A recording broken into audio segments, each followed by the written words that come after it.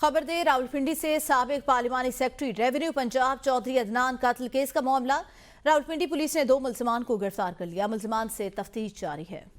दोनों मुलजमान को शनाख्त परेड के लिए अडियाला जेल मुंतकिल कर दिया गया है। साबिक एमपीए चौधरी अदनान को 12 फरवरी की शाम पुलिस लाइन्स के सामने टारगेट किलिंग वारदात में निशाना बना दिया गया था।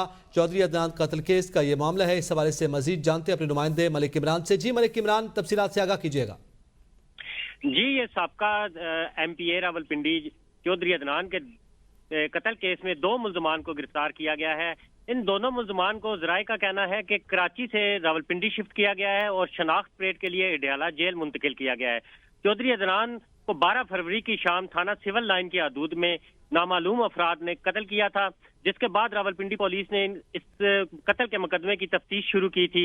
जराए का दावा है कि ये दोनों कातिल शूटर हैं और इन्होंने ये मोटरसाइकिल सवार हैं और ये इन्हें कराची के इलाके से गिरफ्तार किया करके रावलपिंडी मुंतकिल किया गया है। इस वक्त दोनों को शनाख्त परेड के लिए अडियाला जेल मुंतकिल कर दिया गया है। जी अच्छा, इसके साथ साथ मलिक अदनान ये भी बताइएगा कि अडियाला जेल में कैदियों के दरमियान झगड़ा हुआ है और एक कैदी एजाज रब्बानी नामी कैदी जो है वो कत्ल हो गया। जी, मंशियात केस में ये कैदी हवालात में बंद थे। ये आज सुबह इनके दरमियान झगड़ा हुआ है। एक कैदी का नाम दामाद हुसैन बताया गया है, जबकि दूसरा कैदी एजाज रब्बानी है।